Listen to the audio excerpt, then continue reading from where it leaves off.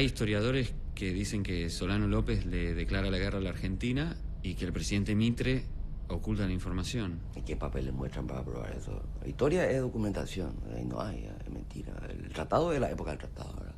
El momento del tratado, y ese tratado se hace después de 2 ataques de fuerza paraguaya a 2 países, ¿verdad? ¿Pero es así? ¿La historia son los documentos? Sí y no. Sí, en el término de que gran parte de la historia se funda en documentos, pero hay otra parte que es la interpretación de los mismos. Que cree cada persona en cada momento histórico, lo que habíamos hablado antes, de que cada época te hace las preguntas a la historia que necesita. Así que un poco son los documentos y otra parte son lo que las personas creemos o los grupos sociales.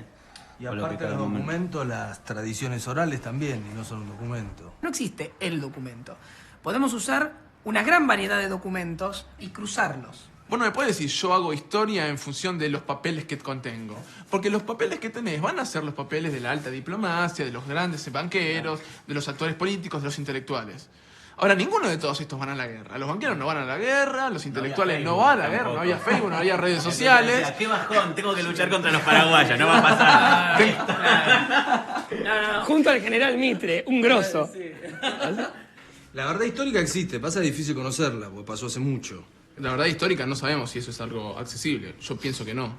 En todo caso, digamos, se revaloriza en función de múltiples puntos de vista y estos puntos de vista van cambiando en función del sentido común, de la opinión pública del momento desde el cual la historia se estudia.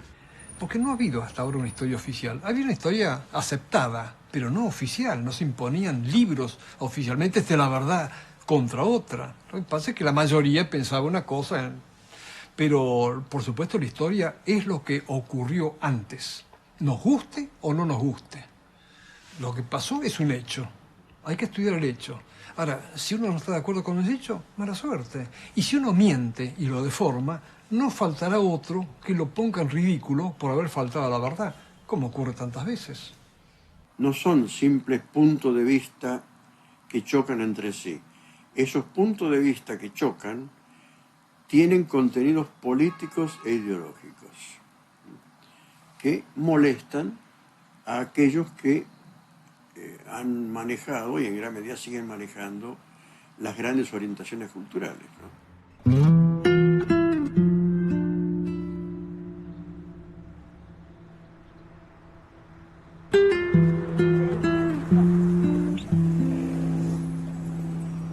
En el siglo XIX aconteció un hecho poco conocido para la importancia que tuvo: la guerra más grande de Sudamérica, donde estuvieron 4 países involucrados. ¿Cómo entender esta guerra de la que se sabe poco y nada? ¿Fue una guerra entre países? ¿Se aliaron Argentina, Brasil y Uruguay en contra del Paraguay? ¿Por qué se la llama de tantas formas distintas? La guerra del Paraguay, la de la Triple Alianza, la guerra del 70. ¿Cómo nombrarla cuando el hacerlo implica ya una toma de posición? Los resultados: 500.000 de muertos y casi el exterminio de la población guaraní.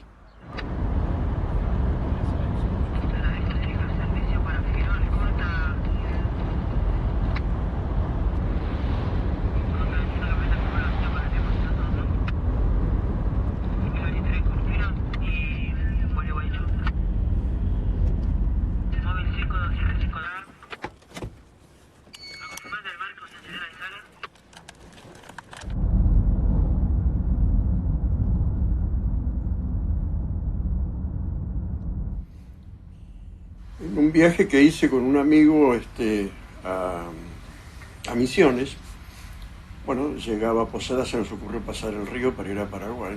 En aquella época no había un puente. Y recorrimos una cantidad de poblados pequeños, bastante primitivos, hasta llegar a Asunción. Y en el camino nos llamó la atención haber escuchado en varios lugares gente cantando a una guerra, a una cosa muy trágica, muy terrible, ¿no? Llegando a Asunción, un antropólogo que yo conocía nos presentó a un historiador, Juan Oleri. Es el que inició el revisionismo histórico en Paraguay. Nos dimos la mano y al darme la mano él me dice: mire, yo le estoy transmitiendo el calor de la madre de Solano López. Digo, ¿cómo? Dice, sí, la madre de Solano López lo sobrevivió muchos años. Parece que lo había parido cuando ella era muy jovencita, ¿no? Y yo siendo un muchacho, tuve la oportunidad de conversar con ella. Pues fíjate la línea impresionante, ¿no? Una cosa así, realmente un hecho histórico que ya tenía una distancia de bastante más de un siglo, ¿no? Pero que todavía persiste como una tragedia que se está viviendo, merece ser investigado. Y ahí comencé.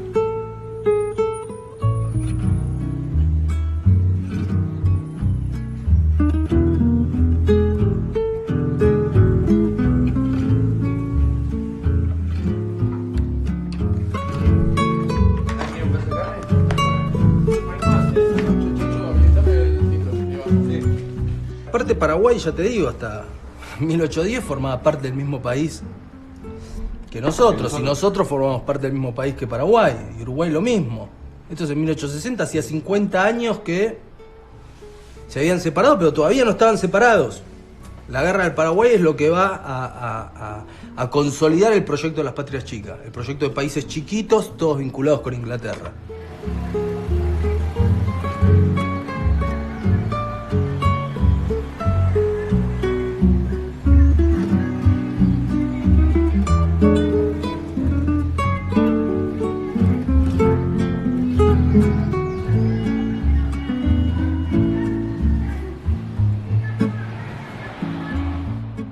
Paraguay era un país que había vivido durante años sin conflictos internos ni guerras civiles.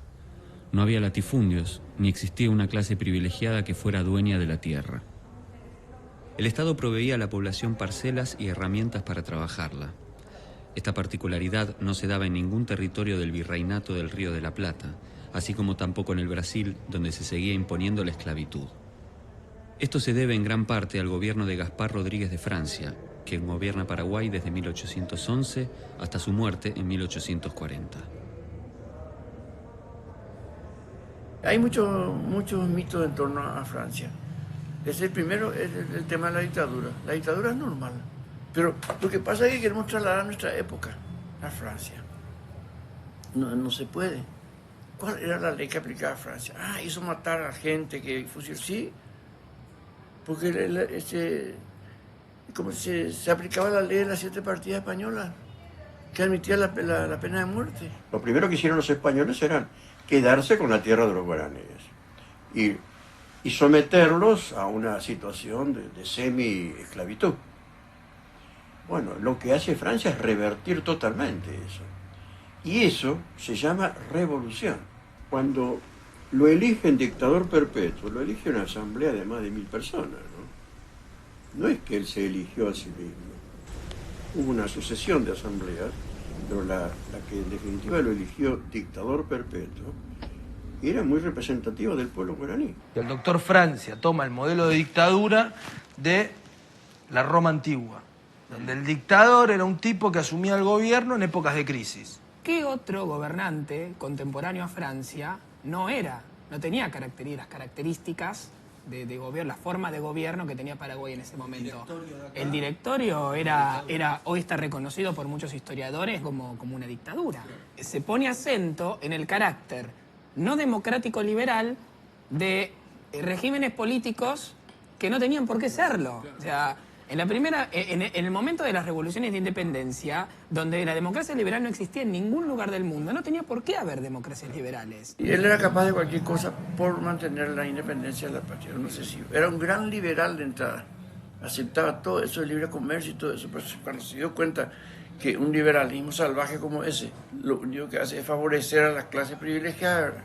Al que compra del pobre campesino su producto, ¿verdad?, le favorece el libre comercio. Liverpool quería establecer el precio del algodón, por ejemplo, por citar un caso, al Paraguay.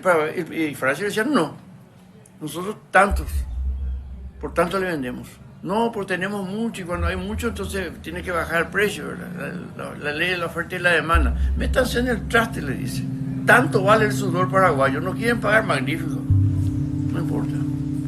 Él hizo la reforma agraria y repartió tierra a quienes querían trabajar la tierra y le quitó a los grandes terratenientes, aquellos que tuvieron por merced real, que no compraron la tierra, le dijeron, ustedes no son dueños de la tierra. Y a quienes dio tierra le dijo, ustedes tampoco son dueños de la tierra, si trabajan van a ser dueños de la tierra, si no trabajan no. Esa es la dictadura de Francia.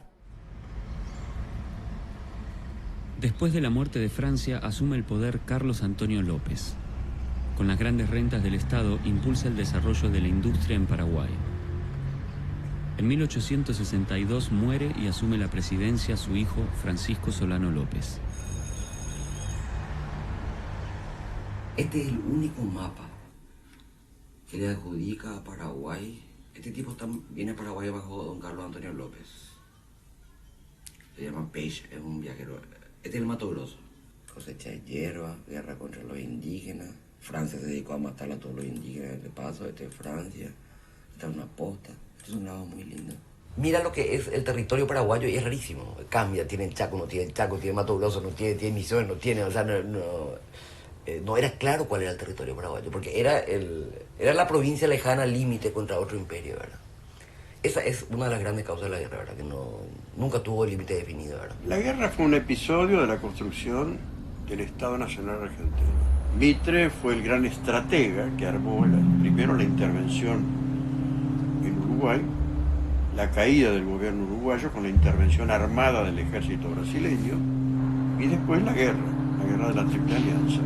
Parte del grupo dominante de Buenos Aires, una oligarquía mercantil y terrateniente, que considera que para controlar el conjunto de las provincias era necesario eliminar los posibles apoyos exteriores. Uno de ellos era el gobierno del Partido Blanco en Uruguay, partido que existe, y el otro era el régimen de Solano López, al cual además le adjudicaban esa condición de bárbaro y además porque limitaba las posibilidades de hacer negocio de los mercaderes de Buenos Aires. Claro, y realmente la figura de Mitre es una figura fundacional. De hecho, si vos ves el billete de 2 pesos, que emite, no sé, el Banco Central, destacado político, militar, historiador, hombre de letras, periodistas, gobernador de la provincia de Buenos Aires y presidente de la República Argentina.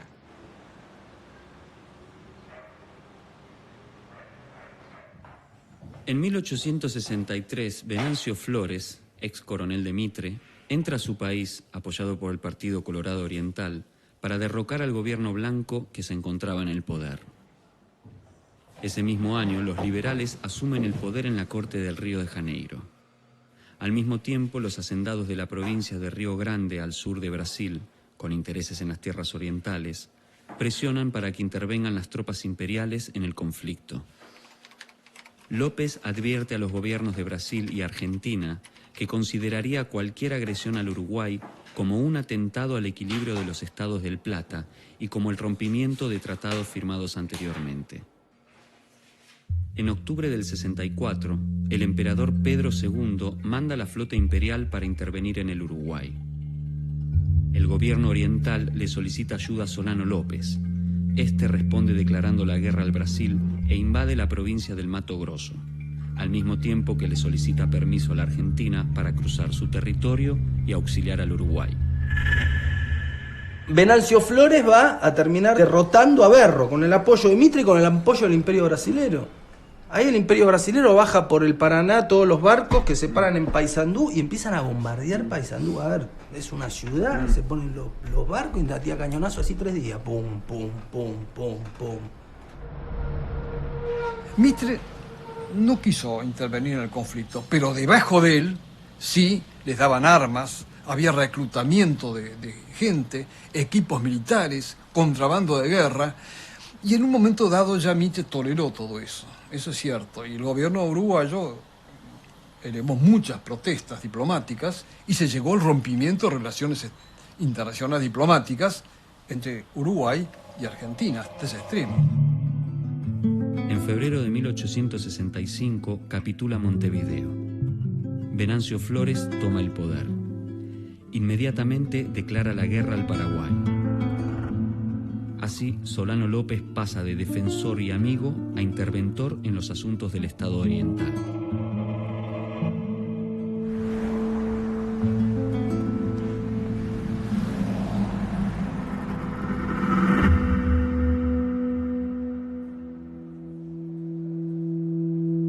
Le hacían creer a López que Brasil y Argentina iban a despedazar primero el Estado oriental del Uruguay con motivo de la guerra civil. Y después les iba a llegar el turno a los paraguayos. Entonces los dos grandes iban a apoderarse de los chicos. Eso influyó mucho en la mentalidad de Francisco Solano López. Y posiblemente haya creído sinceramente que el Paraguay es la próxima víctima de la intervención, quizá no de la Argentina, sino del imperio. Pero en el caso de lo que está haciendo la Argentina en ese momento, de la guerra civil como un conflicto que absorbía absolutamente todas las fuerzas, se pasa a una guerra internacional. Acá está Paraguay, acá está Buenos Aires, acá está el interior argentino, acá está Uruguay. Tomaron el interior, tomaron Uruguay. Listo, me encerraron, tengo que salir. ¿Qué hago? Voy a defender Uruguay. ¿Qué hago para defender Uruguay? ¿Tengo que cruzar el río? Paraná. Le pido permiso a Argentina. Argentina dice que no. Paraguay dice, ¿cómo? ¿Dejaste pasar a los brasileros para que bombardeen Paysandú y a mí no me dejás para ir a defender Uruguay? ¿Por qué? Si vos sos neutral. ¿Por qué no lo deja pasar? Porque quiere que Solano López cruce, así tiene una excusa para declarar la guerra. Cuando Solano López dice, ¿puedo pasar? Ay, no, somos neutrales. Hay documentos en que a Francisco Solano López le aseguran que cuando entre en guerra contra la Argentina, se va a levantar en su ayuda Urquiza, Virasoro y López Jordán.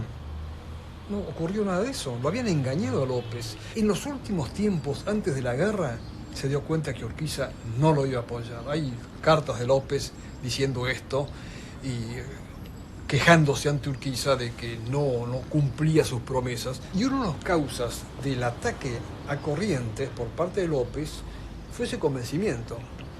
Si no es Urquiza, los federales. Algo de razón tuvo, pues en Corrientes muchos correntinos auxiliaron a las tropas invasoras. El comienzo fue cuando una flotilla paraguaya atacó el puerto de Corrientes para apoderarse y aumentar su flota de dos embarcaciones que estaban en reparaciones en Corrientes, la Gualeguay y la 25 de Mayo. No tenían motores ni cañones, estaban siendo reparadas.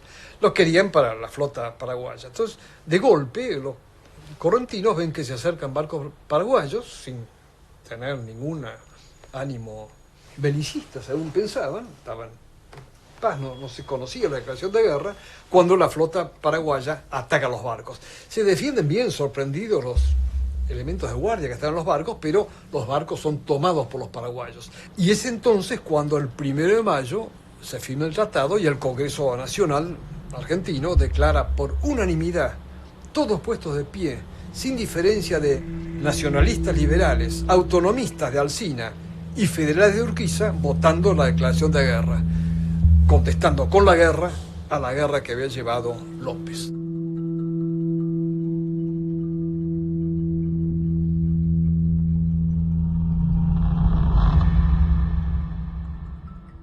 No había una élite preparada para entender lo que eran las relaciones internacionales y lo que eran los imperios, ¿verdad? O sea, se le convenció a los paraguayos que eran el país más grande de América, ¿verdad? A la pobre gente que estaba acá, ¿verdad? Y con esa idea salieron, ¿verdad? Con esa idea salieron afuera. Y salieron a pelear contra el imperio portugués. O sea, uno mira fotos, que ya hay fotos de ese tiempo, o grabados de lo que era Río de Janeiro, lo que era Buenos Aires en ese momento. Asunción era un poblado rural, ¿verdad?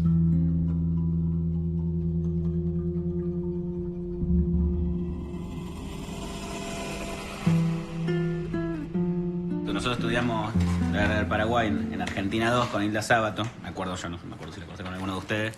¿Con vos, Cacho, la cursamos? Sí. Me acuerdo que Hilda Sábato decía algo que estaba bien, pero con eso era como que quería cerrar el debate. Que decía, bueno, el problema de Solano López es que entró en un conflicto faccioso regional y terminó no se dio cuenta que se iba a terminar un conflicto internacional. No la vio venir porque no entendió que estaba cambiando la cosa.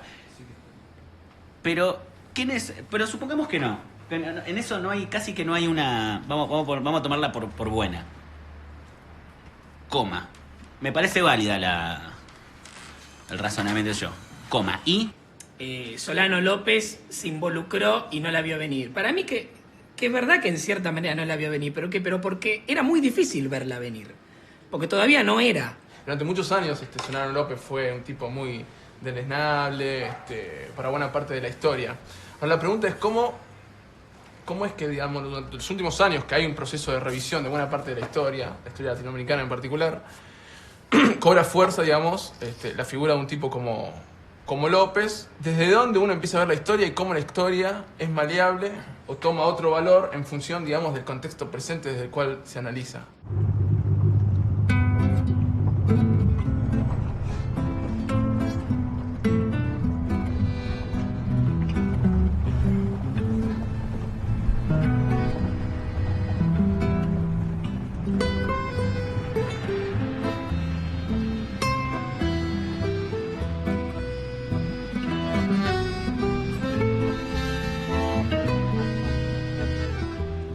Los ejércitos aliados reconquistan Corrientes en mayo de 1865.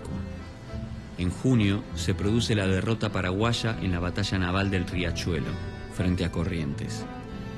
El ejército paraguayo es derrotado en Yatay y Uruguayana.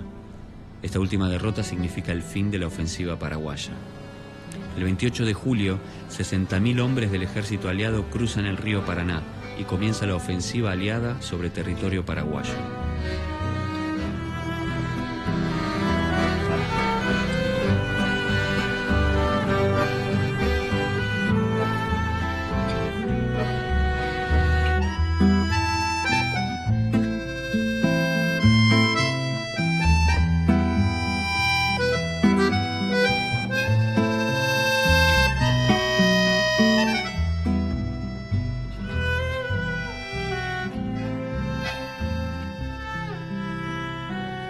Siempre me gustaba la historia, ¿verdad?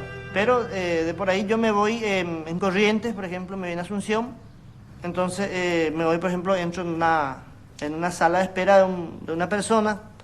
Entonces lo primero que ve en la sala es un estribito de esto, o un pedazo de espada, un pedazo de sable, cualquier objeto de guerra que estaba colgado.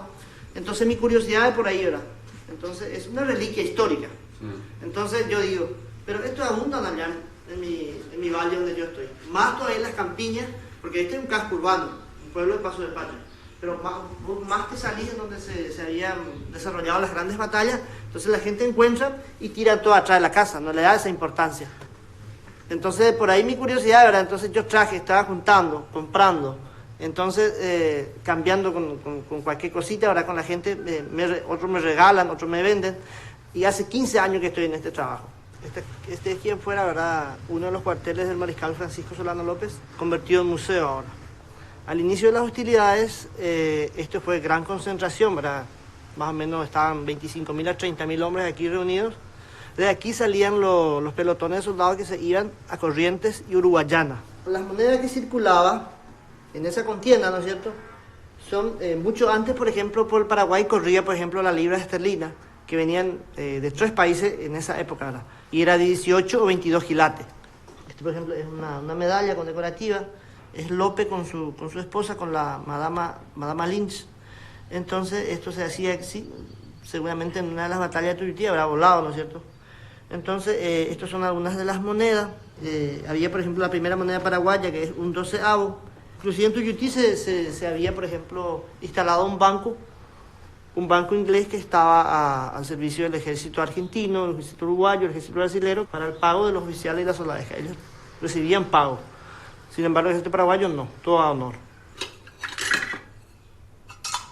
Y aquí llevaba cuero. Cuero. Yo, por ejemplo, siempre digo, ¿verdad?, que cada pedacito de hierro que yo voy encontrando, principalmente en los lugares de batalla, tenía su función.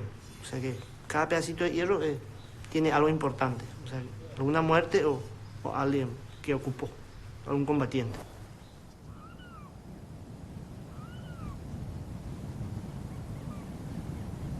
Bueno, estamos en el sitio emblemático donde se desarrolló la primera batalla paraguaya en territorio paraguayo, más conocido como la batalla del Estero Bellaco.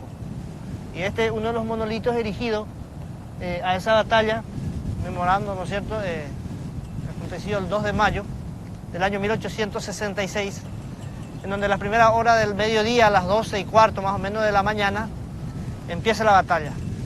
Todo el estero Bellaco, en aquel entonces no existía esta ruta. Los pasos son todos esos muertos que habían muerto en esa jornada, están enterrados, están sembrados en estos esteros, en estos juncos, están los huesos de los brasileros, están los huesos de los argentinos, de los uruguayos y los paraguayos. O sea que estas son aguas que se tomaban, inclusive después de muertos que están acá, inclusive ellos seguían tomando, de ahí viene el cólera, o sea que se tiñó de rojo estos esteros, pero igual se seguía utilizando como para beber porque no había otra alternativa.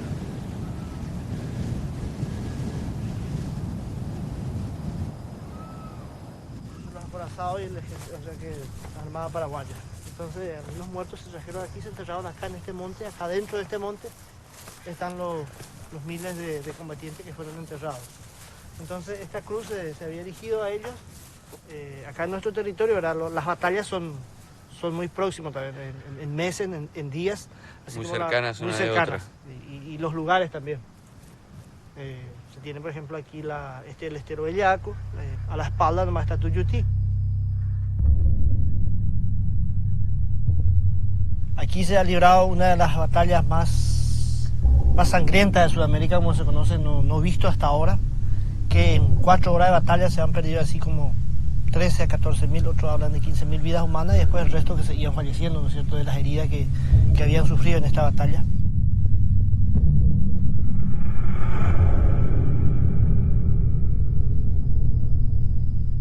López organiza su ejército para venir a atacar Tuyutí. Tuyutí tenía que ser atacado a las 5:30, 6 de la mañana, apretarle en la cama prácticamente al ejército aliado. Eso fue el plan de López, pero no fue así. Eran 21.000 hombres los que tenían que atacar Tuyutí. Entonces, 7.000 por el centro, 7.000 por el lado izquierdo y 7.000 por el lado derecho. Prácticamente, ¿verdad?, se atrasaron toda la mañana. ¿Por qué? Porque hacía 1 grado bajo cero. El ejército paraguayo peleaba descalzo.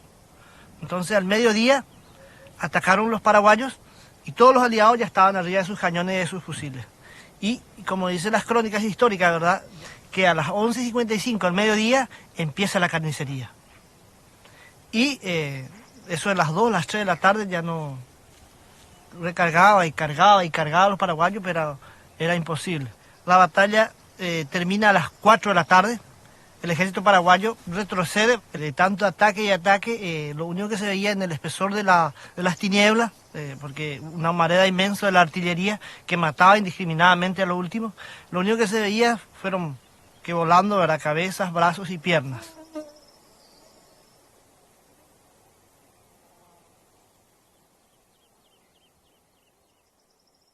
Cuando se declaró la guerra, Gran Bretaña había roto relaciones con Brasil, porque había habido un conflicto con marinos ingleses, borrachos, que la policía brasilera metió presos. Había una tirantez muy grande, así que tampoco Gran Bretaña sirvió para apoyar la guerra, pues estaba disgustada con el imperio. Un salto cualitativo en las técnicas de producción, que dice, muchachos, ya no se puede, lo único que tenemos que sacar es látigo, más no se puede producir. ¿Qué hacemos? Descomprimimos. ¿A dónde descomprimimos? A los terceros países, al tercer mundo, diríamos. Vendemos cosas, Entonces, bueno, listo, hay que atacar, y ahí empieza todo el despliegue imperialista tal y como lo conocemos. Hay una mitología posterior de que el imperialismo inglés, que quería la apertura de los ríos, apoderarse del país. El problema es que el imperialismo surge 15 años más tarde, ¿verdad? A nivel mundial, ¿no? Y hay una lectura muy anacrónica de la historia, ¿verdad? O sea, no hay todavía imperialismo en el sentido clásico en ese momento, ¿verdad? Porque ahí está lo de Inglaterra. Algunos dicen, bueno, no aparece el papel que diga que Inglaterra participó o apoyó la guerra. Claro, nunca va a aparecer ese papel. Primero, porque no creo que se haya escrito. Y si se escribió, no te lo van a andar mostrando. Esas cartas se queman, le decía Salvador María del Carril a Lavalle cuando le pidió que fusile a Dorrego. Estas cartas se queman. Bueno, justo Lavalle no las quemó, pero digo, ahora a ver, uno interpreta y desde la interpretación puede concluir que Inglaterra participó de la guerra. Esto como la Primera Guerra Mundial. Digo, ¿por qué empezó la Primera Guerra Mundial? Bueno, por el imperialismo, pero no hay ningún documento que diga, nosotros los imperialistas vamos a empezar la guerra para repartirnos colonias. Y las principales potencias con capacidad militar dicen, bueno, esto se va a repartir así. Y lo cortan como yo corto este chorizo, ¿viste? Pero si vos ves todo esto que de cómo estaba funcionando el capitalismo a nivel mundial, cuáles eran las necesidades de Inglaterra como potencia mundial, qué estaba desarrollando Paraguay, cuál era el proyecto de Mitre, qué proyecto le convenía más a Inglaterra, y sí, el rol de Inglaterra está. Y eso es interpretativo. Lo interpretás. ¿Tenés ganas de verlo o no tenés ganas de verlo? Y ahí eso es ideológico. Inglaterra era el dueño del mundo en ese momento. Sí. Eso en todas partes. Eso es con Chinchina, eso es China, eso es, o sea, era el imperio del mundo, ¿verdad? Lo que pasa es que en medio del financiamiento de un conflicto hay países que tienen más posibilidades de recibir crédito que otros, ¿verdad?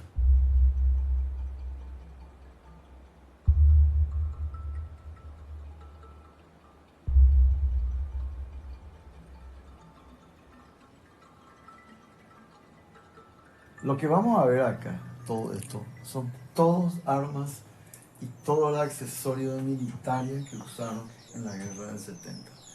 Y esto todo fue encontrado bajo tierra. Es muy difícil decir que es aquí argentino, brasilero, uruguayo, porque los proveedores eran los mismos. Se hablaba de la Prusia americana, un país chico, fuertemente armado. No era así. El Paraguay se demostró en la guerra por las armas tomadas, tenía armas muy viejas. La oficialidad hablaba guaraní. No había participado en ninguna campaña. El Paraguay no había participado en ninguna guerra. No tenía jefes veteranos. El único general era Francisco Solá López. El único general. Después ascendió en la guerra a otros, pocos. El ejército no existía como tal en Paraguay. Había gente de uniforme, pero del disfraz de soldado no pasaba el ejército paraguayo. Muy valiente, por supuesto, muy valiente. Y no se rendían, no se rendían. El Paraguay, el asombro de ejércitos profesionales, como eran, sobre todo los brasileños y los argentinos, era de que ante la derrota no se rendían, había que masacrarlo. El comandante en jefe del ejército brasileño, Duque de Caxias, era un soldado veterano que conocía, había participado en guerra, etc. Él no se explicaba la manera como peleaba el soldado guaraní, ¿no? Y llegó a escribirle en una carta al emperador, que yo reproduzco en el libro, ¿no? Le escribe el emperador y dice, yo creo que Solano López le tiene un poder de embrujar a la gente. Él no podía concebir en su cabeza que lo que estaba haciendo esta gente era defender lo suyo.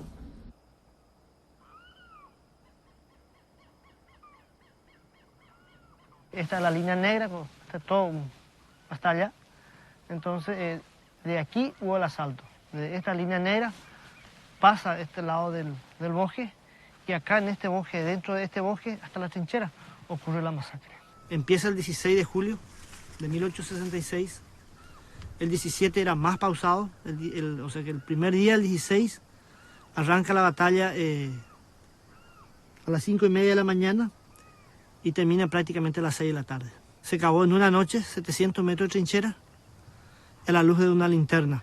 Aquí pelean prácticamente los uruguayos, casi fueron diezmados. Solamente aquí en la guerra de la Triple Alianza, la guerra del Paraguay, como le llaman ustedes, vinieron 3.000 uruguayos. Aquí en Boquerón del Sauce casi se exterminaron.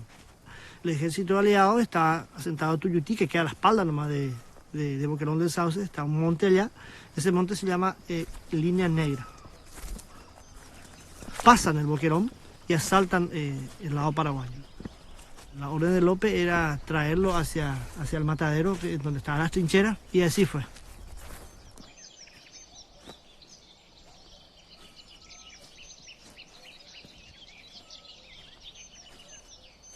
Tendría que tener, según los libros, ¿verdad? 3 metros de profundidad por 4 de ancho. Por 4 de ancho, sí. Y 700 metros delineados. ¿Y lo hicieron? Hasta en una noche. En una noche. Sí, 5.000 soldados. Sin embargo, los aliados estaban a 700 metros de acá, muy próximos a las trincheras. Muy cerca. Muy cerca, muy cerca.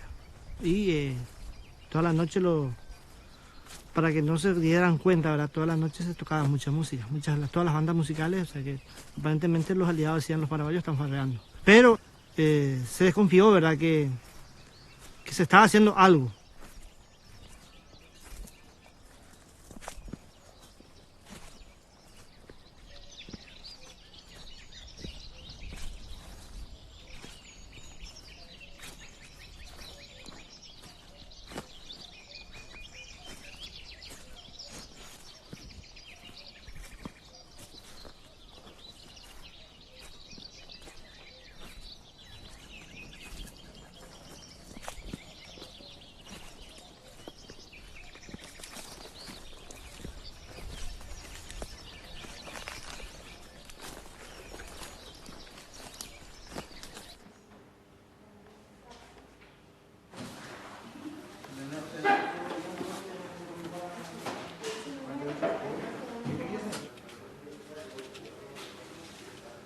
A 1 año y 5 meses de comenzada la guerra, los ejércitos paraguayos son derrotados en varios frentes.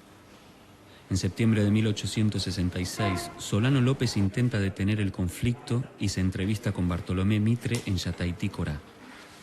Este alega que no puede negociar por el lado brasilero y la guerra continúa. Entonces de acá mismo sale también el coronel Francisco Martínez, que estaba redactando la nota para ir a llevar como parlamentario a la invitación de López a Mitre para que se pueda hacer una paz honrosa, o sea que en la carta decía, ¿verdad?, que basta ya de sangre, o sea que ya se puede parar la sangre derramada. Entonces no quisieron entender los aliados eso. El emperador había dicho que la paz se lograba con la salida de López del gobierno, y Mitre se lo plantea a López en Yataití, Corá. Dice, la paz se puede hacer si vuestra excelencia se retira al mando. Eso nunca, dice. Antes voy a morir. Esta curva es lo que yo le mostré hoy. Mira todas las curvas que hace hasta desembocar en el Paraná superior. Y acá ya comenzó, acá está Paso de Patria. Acá ya comenzó acá en el río mismo, muchas batallas ya hubo. Después acá ya por tierra. Acá está la batalla de Tuyutí. Acá está Curuzú. Curuzú es una parte donde que vinieron a pelear también, antes de Curupaytí. Acá está Curupaytí. Se dieron cuenta que está cerquita del río. Después de Tuyutí se da Curupaytí, donde lo que hay es una victoria de los paraguayos, una victoria muy importante. Los brasileños estaban bombardeando las trincheras paraguayas durante 2 días, pero los paraguayos habían puesto sus baterías más arriba. Entonces todos esos 2 días de bombardeo no sirvieron para nada, pero los aliados no lo sabían. Entonces a Mitre le toca la carga de infantería, manda a los infantes a pie a ocupar las trincheras y claro, los paraguayos tenían todas las fuerzas intactas, le empiezan a tirar. Eso ocurre en Curupaytí. Entonces el que trabajaba de día, eso descansaba de noche. Pero ¿qué pasa? Se iban a hacer guardias en los puestos avanzados y tenía que algunas veces estar hasta la cintura en el agua haciendo guardia. ¿Por qué? Porque los aliados estaban muy próximos. Estaban en Curuzú, a 3 kilómetros de Curupaytí. El que no avanzaba, por ejemplo, ahí mismo se le fusilaba. Entonces eran argentinos que llegaban hasta la boca de las trincheras, hasta la boca de los cañones y que fueron fulminados totalmente.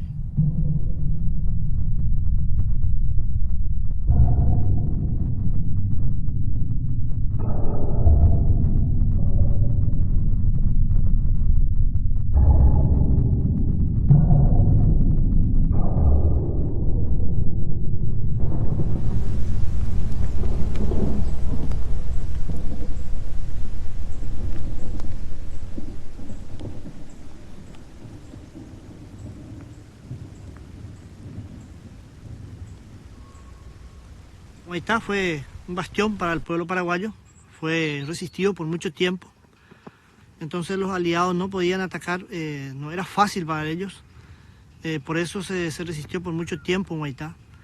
Humaitá cayó en febrero del 68 recién, teníamos las baterías Londres emplazado con 16 cañones, después se le agregó 200, entonces era imposible el paso para ellos. recién en el 68, cuando ellos estaban bien informados a través de un complot, se supo cómo estaban las baterías, todo eso. Entonces justamente creció el río, bombardearon la cadena y ahí cortaron la cadena, subió el río y ahí recién cruzaron. Entonces se resistió por mucho tiempo Humaitá, por eso nosotros llamamos que es el bastión del Paraguay.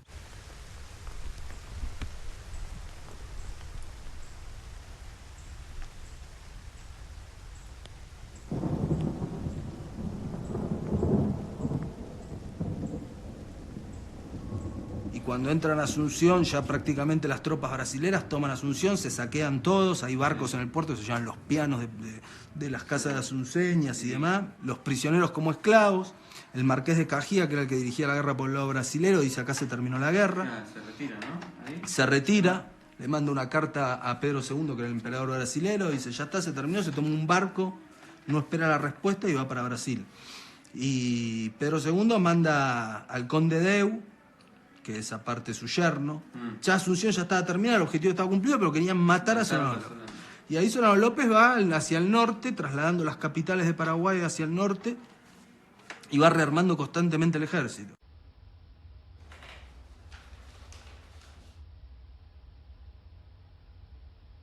En las provincias argentinas seguía la resistencia de las montoneras federales. En Catamarca mandan a construir 200 grillos para los llamados voluntarios de la patria, que marchan a la guerra. Algunos esperan la noche y desertan del ejército aliado. Los coroneles de Mitre desconfían tanto del ataque de las montoneras como de los hombres que tienen a su mando que pelean en contra de ellas.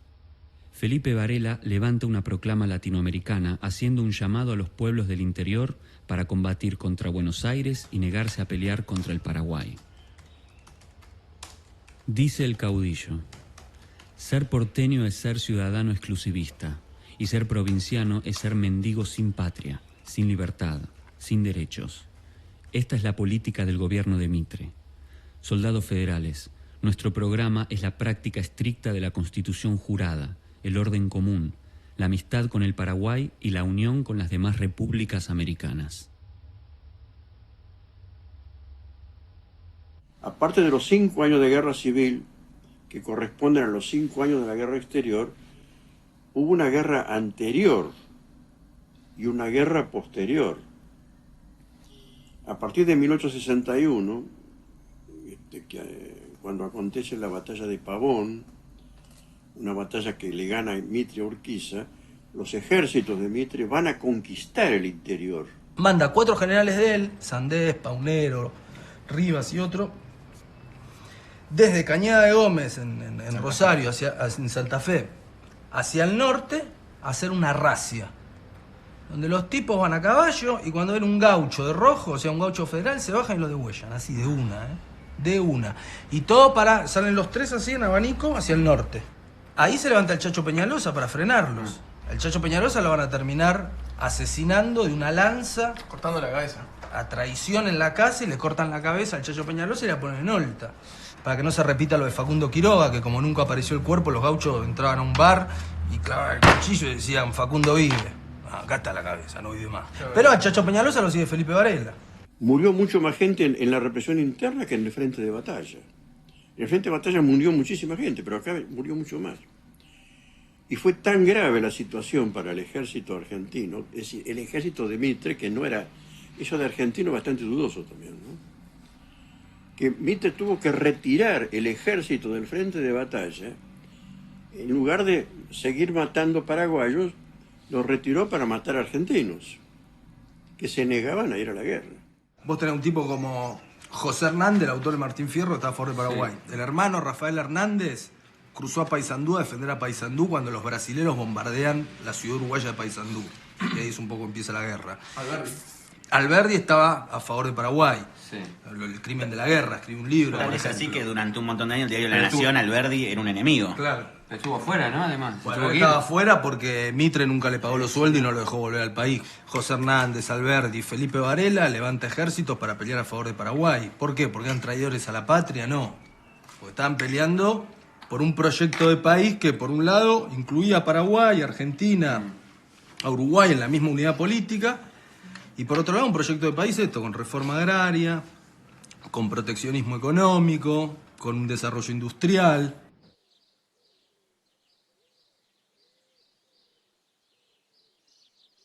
En mayo de 1869, el ejército aliado irrumpe en la siderúrgica de Ibicuí, la primera de América Latina con capacidad de fundir hierro.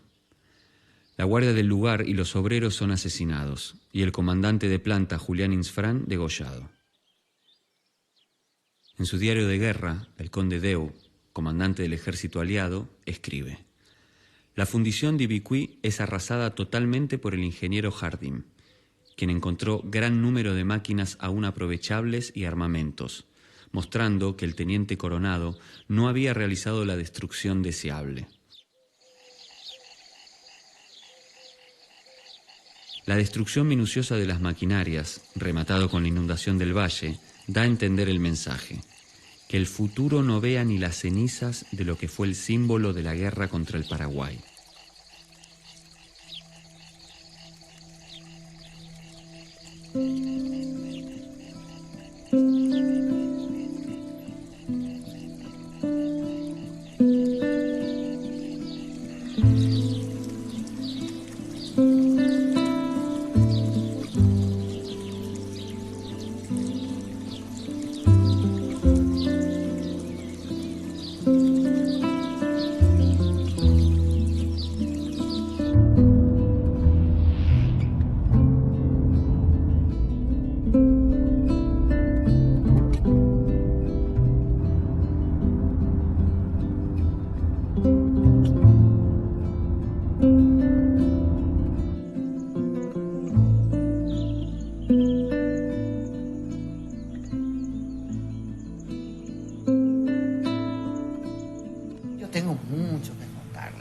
Día y noche contando. El hecho es que, si vamos a relatar un poco, era uno de los pueblos más prósperos. Cuando llegan los invasores en la capital, en Asunción, se le declara tercera capital. Mariscal López de Cerro León se traslada a la falda de Cerro Cacupé en Ascurra. Entonces el invasor, ¿qué es lo que hace? Viene, lo rodea. Un sistema tenaza, un sistema envolvente. Y vienen a sitiar creyendo que el Mariscal López estaba acá. Acá estaban los familiares de las tropas del Mariscal López. Entonces, ¿qué eran? Las mamás, fíjense allá arriba, sargenta, eran las mamás que hacían de comando en vez del papá. ¿Y quién es la que estaban peleando? Eran los abuelos con sus nietos. Y a piseamos, o sea, acertame aquel que está allá encima, aquel caballo tan importante. Y dice con un certero disparo, le dispara acá al costado y lo destripa todo. Y era nada menos que Mena Barreto, el comandante en jefe brasileño. El otro manda más como el conde Deu. Tratan de recuperarlo y muere. En ese momento, entre la muerte de Mena Barreto y el agarrándole preso a todos, viene, dice, un jovenzuelo de buen porte, dice, y de buen hablar. Así mismo está lo escrito, muy lindo, porque dice que viene y habla al conde Deu, intercede por su hospital. Y cuando él está intercediendo, pidiéndole por favor para que el hospital de sangre, que está con heridos, inclusive que están con los mismos brasileños, para que lo respete, viene un alto mando, un militar también, y le dice: mira, hemos buscado por todos entre los muertos y entre los vivos al comandante en jefe acá de la plaza de Pilidú, y no la encontramos, comandante, le dice. Y él aparece, dice humildemente, le dice: yo soy el comandante en jefe. Entonces el conde Deu saca la espada, dice, y a punta de espada lo manda a atar en 2 cañoncitos, dicen los escritos, azotado delante de su señora, y cortado la cabeza. El conde Deu, enojado porque le matan a su compañero, enfurecido, pregunta al conde: ¿hay alguien más con vida? No, está en el hospital de sangre, lo último que queda. Entonces manda a quemar el hospital de sangre con 600 heridos, más la enfermera. Por mucho tiempo quedó, que pasa, dice que los soldados cerraron todas puertas y ventanas, y al quemar, si alguien intentaba salir a punta bayonera, le metían otra vez. Entonces algunos de la desesperación, cuando se quemaban, se tiraban por la pared. Y quedó por mucho tiempo así, la piel de la mano desgarrada así por la pared por mucho tiempo. Daban testimonio gente sobreviviente.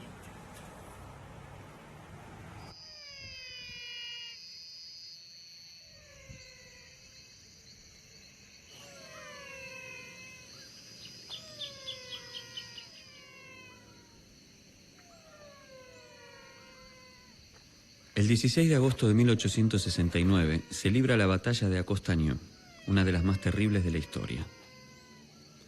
Las tropas aliadas llegaban a los 20.000 hombres. Del otro lado, los paraguayos contaban con 3.500 soldados menores de 15 años, junto a 500 veteranos comandados por el general Bernardino Caballero. Los brasileños se dan cuenta de la columna paraguaya que está huyendo. Entonces ellos envían a la caballería a todo galope para tratar de seguirlos, ya saliendo lo más rápido posible del Paraguay para entrar en búsqueda de los chicos que quedaban por acá.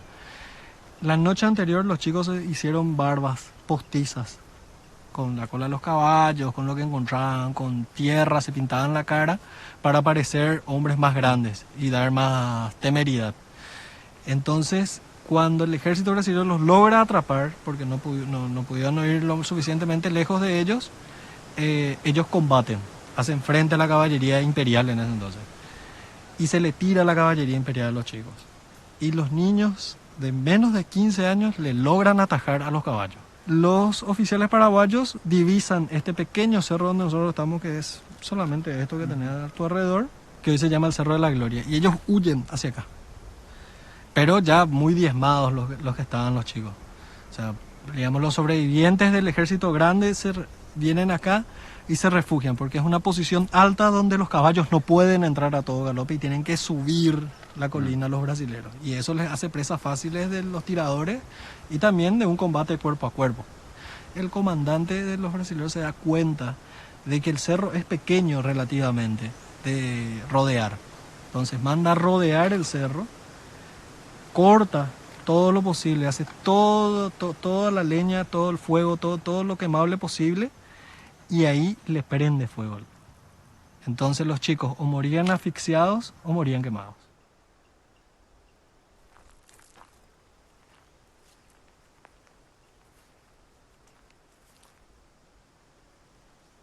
También es llamada la Batalla de Campo Grande.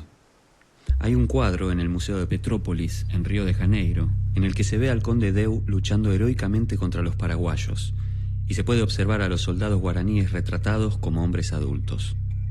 Otros cuadros, en cambio, muestran una edad distinta de la que retrata el pintor brasilero.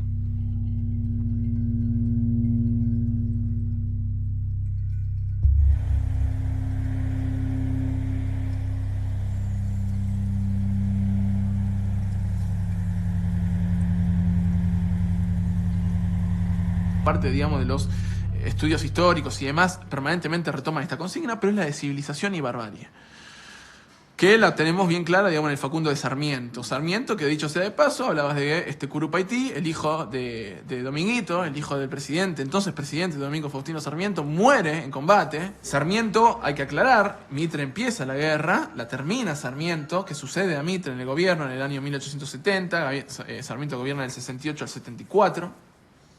La espada, la pluma y la palabra. Sarmiento, exactamente. Sarmiento, digamos, es uno de los grandes propagandistas, publicistas, que estimulan, digamos, el accionar argentino y de las fuerzas aliadas o de la Triple Alianza, digamos, contra el Paraguay. Y lo hizo con tanta convicción como Mitre. Él que estaba absolutamente convencido de que se trataba de llevar la civilización al Paraguay y liberar a ese pueblo de la tiranía, de la barbarie que estaba sometido. En definitiva, se lo liberó de la vida, porque quedaron relativamente pocos paraguayos con vida, ¿no? Eso es lo triste para el paraguayo ahora, que nosotros conocemos muy poco nuestra historia. En el año 1865 al 70, 5 años de guerra, 5 años de lucha, 4 países hermanos estaban involucrados. Entonces, por eso fue, ¿verdad? El Paraguay fue un genocidio. Para nosotros, prácticamente el 75% de nuestra población paraguaya fue exterminado. Durante el transcurso de la guerra, escribe Alberdi, el ejército paraguayo es numeroso relativamente al pueblo, porque no se distingue del pueblo. Todo ciudadano es soldado, y como no hay un ciudadano que no sea propietario de un territorio cultivado por él y su familia, cada soldado defiende su interés propio y el bienestar de su familia en la defensa que hace de su país. La amnistía bueno, vamos a ver las cláusulas, en qué quedamos. íbamos a ser colonia de los brasileros, ya, porque ellos lo que agarran, como los argentinos y los uruguayos, ya por el tratado nomás estaban siguiéndole, acompañando nomás ya al ejército. Entonces, ¿qué es lo que íbamos a pasar a hacer? Pasíamos a ser colonia de los brasileros, y de Yapa a ser colonia de los brasileros íbamos a ser nada menos que esclavos. Entonces, ¿quién quería quedarse como esclavo? Nadie quería hacer amnistía. Acá morimos todos y se acabó. Y eso fue lo que sucedió.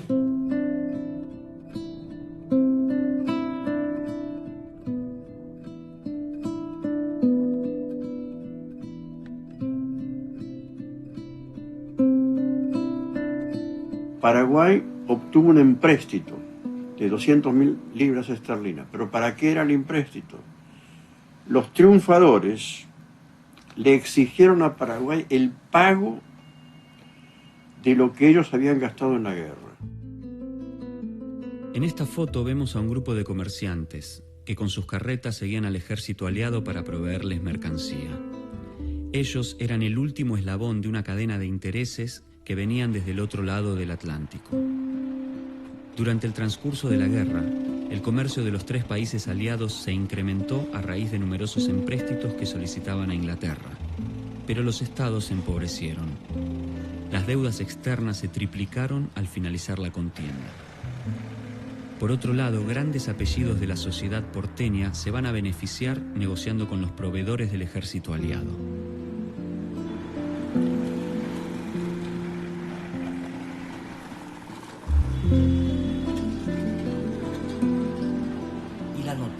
De la muerte de López le llega al conde de Eu, le llega 3 días pues. O sea, el grupo oficiales que hizo la batalla agarró un caballo, a matacaballo, y vinieron a contarle al conde de Eu.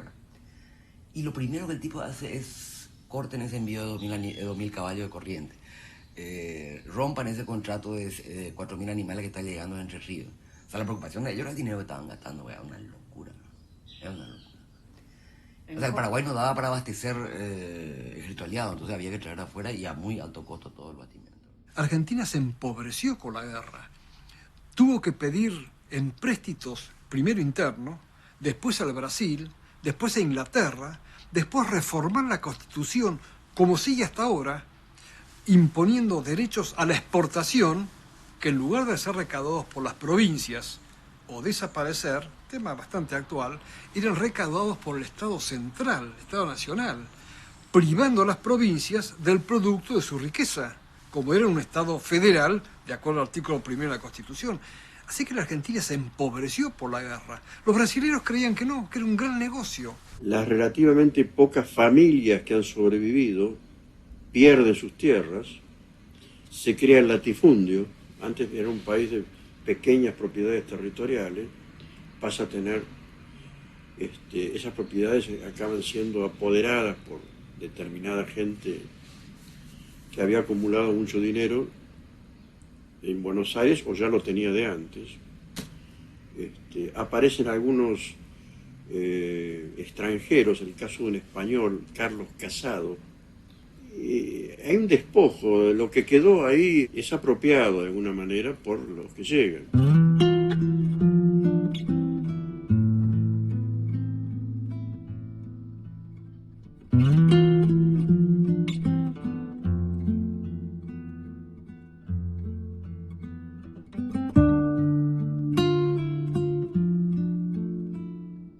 En los años de posguerra, el Paraguay pierde gran parte de su territorio. Argentina se queda con parte del Chaco Boreal, hoy la provincia de Formosa, y parte de la provincia de Misiones. Brasil se queda con los territorios comprendidos entre el río Apa y el río Branco, en el sur del Mato Grosso. Contrariamente a la fortísima presencia del Estado en los tiempos anteriores a la guerra, el Estado paraguayo controlaba todo, ¿no?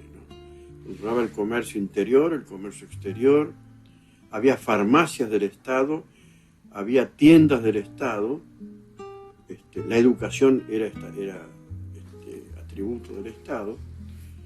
Todo eso contrariaba al pensamiento liberal y lo sigue contrariando.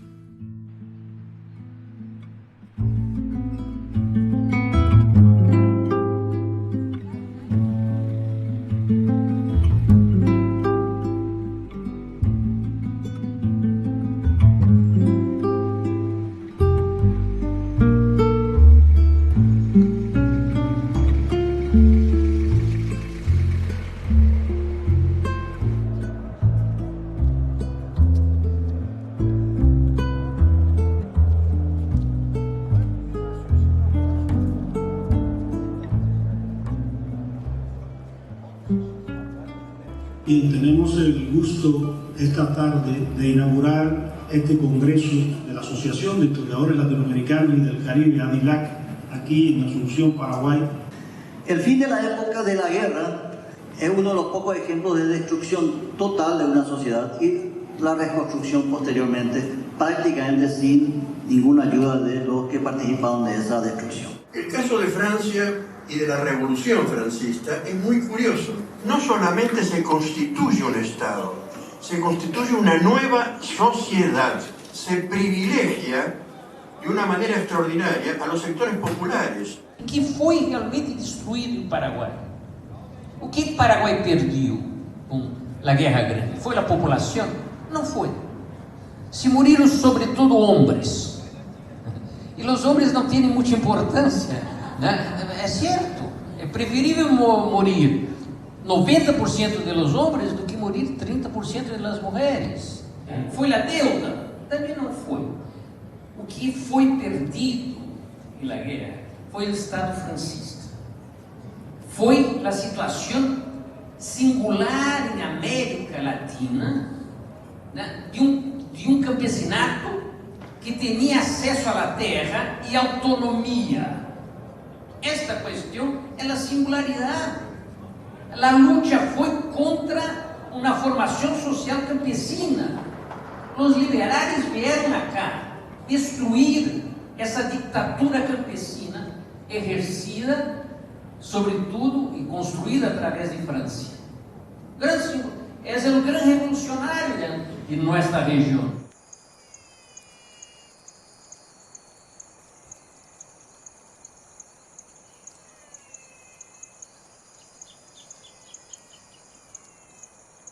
Hay un debate muy interesante argentino de Mitre con alguien que se llama Gómez. Parte del discurso insistían que lo que se venía a traer era la civilización, de que era terminar con la barbarie, de que terminar con la tiranía, con la esclavitud, con todo eso. Entonces el Gómez le dice, ¿qué civilización fuimos a traer si matamos a toda la gente a quien íbamos a civilizar? Y Mitre le responde algo impresionante, y no es el debate historiográfico posterior, tan caliente, o sea, acaba la guerra. Mitre le dice, en otro artículo, si López hubiese sido el gobernante más democrático del mundo, lo hubiésemos hecho la guerra. Él nos atacó, los no argentinos estaban ofendidos, lo hubiéramos hecho de cualquier manera la guerra. Nosotros no nos fuimos a llevar democracia, nos fuimos a defender la bandera argentina. O sea, una guerra provocada y digamos que la reacción fue un poco exagerada, ¿verdad? Pero... Y las consecuencias de esa guerra las sigue sufriendo hoy Paraguay. Y ahí es como un momento de verdad, ¿viste? Cuando reclaman dónde están los documentos, dónde está la verdad, claro, cómo es la historia. Bueno, la verdad es cuando se toman decisiones y el momento de la gente que elige qué decisiones tomar, en este caso los estados brasileros, y ahora sí se puede hablar de estado brasilero, argentino, uruguayo, bueno, toman decisiones políticas. Antes no había latifundio, o era estatal, ahora lo hay. Y eso es real, y ahí es cuando se acaba, me parece que ahí se cierra la discusión de, bueno, pero fue una guerra liberal, fue una guerra entre naciones donde se confundió lo faccional y lo nacional. No, mirá, hubo unos tipos que decidieron eso y quisieron eso e impusieron a Paraguay un modelo de país que no tenía antes. Y ahí eso es verdad, pero absoluta. Y ahí me parece que ahí es como que se acaba toda la discusión historiográfica.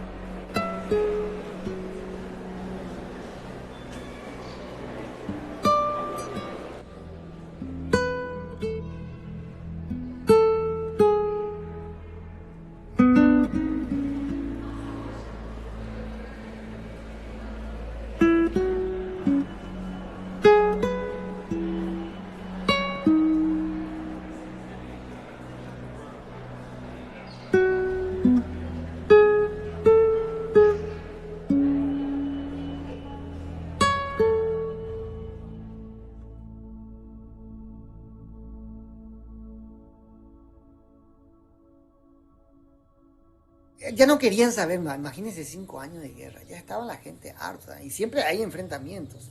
Y hay diferentes posiciones. En este caso hubo, seguro eso, podemos asegurar. Pero eso sí, el mariscal tenía su ejército, tenía su gente que le apoyaba. Y todo acompañándole. Y por el camino muriéndose, porque se iban diezmando. Era algo fuera de lo común.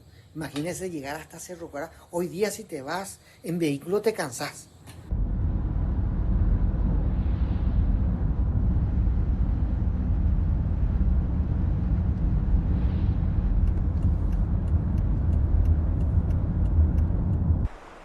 Solano López continúa intentando rearmar el ejército, mientras atraviesa todo el Paraguay hacia el norte. Los soldados, extenuados y abrasados por la fiebre y el hambre, se van muriendo por el camino. El 1 de marzo de 1870, 1 año y 3 meses después de la toma de Asunción, el ejército brasilero alcanza las tropas de López. De los 100.000 hombres que fueron llamados a combatir, solo llegan 400 a Cerro Corá.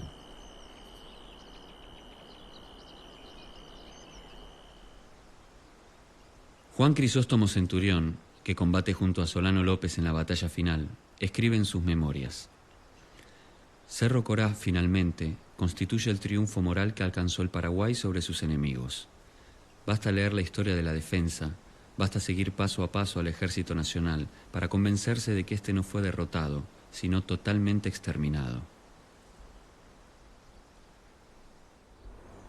El jefe de la vanguardia brasilera que asalta la última defensa de López en Cerro Corá, a las márgenes del arroyo Aquidabán, paraguayos ya estaban en la última límite de resistencia, López se escapa y cruza el arroyo Aquidabán, ya muy gordo como era, y no logra trepar por la otra costa, pues estaba muy barrosa, y se cae dentro del agua, y cuando Correa da Cámara iba a intimarle rendición, escucha un tiro atrás que lo mata a López.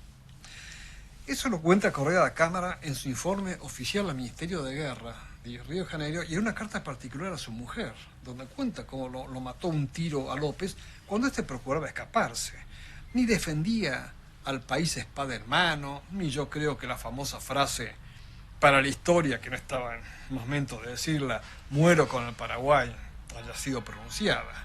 Es cierto que murió con el Paraguay en alguna medida porque el Paraguay fue muerto por López. Acá mi gente, los de Piribebuy, que no es de Piribebuy, era tercera capital, de todo Paraguay vinieron acá y se prepararon ya para morir y murieron ya por su patria. ¿Por qué estar discutiendo? Ahora sí, el mérito fue eso nomás, Mariscal López, que no se entregó. Si se rendía, si hubiese sido otra cosa. Sí, lo mataron de frente porque las heridas que tenía. Él estaba muriendo cuando lo mataron. Él estaba muriendo. Estaba sangrando. Primer lanzazo, la herida es de abajo para arriba, dicen los médicos que certificaron su muerte, porque hay un certificado médico de él. Le remataron de un balazo por la espalda. Entonces él no murió corriendo, como pretenden algunos. Paraguayos dicen, no digo que dicen, paraguayos dicen, periodistas paraguayos de pronto dicen, qué pucha, dice, qué corrida se pegó López Chele, dice. ¿En serio? Y dice, claro, corrió de Itapirú, de Río Paraná, hasta Cerro Corá, dice. Le corrieron, dice. Y finalmente le mataron por la espalda, este infeliz, dice. Paraguayos son. Y ese es el tema. Por ahí pasa a veces también, ¿verdad? Lo que viene de otro lado o lo que se trata de sembrar en el sentimiento, en el alma del pueblo paraguayo. Pero yo creo que se va a recuperar.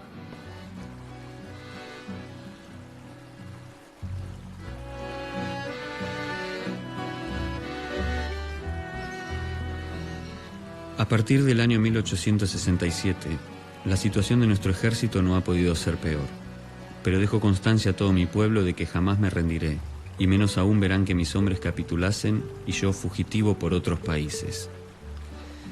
Mi pueblo y mi ejército jamás han de ver a su jefe rendido, y jamás he de rendir ni mi espada ni mi bandera, y de ello puede estar seguro mi pueblo, mi ejército y todas las generaciones del futuro que puedan llegar a leer estos propios documentos.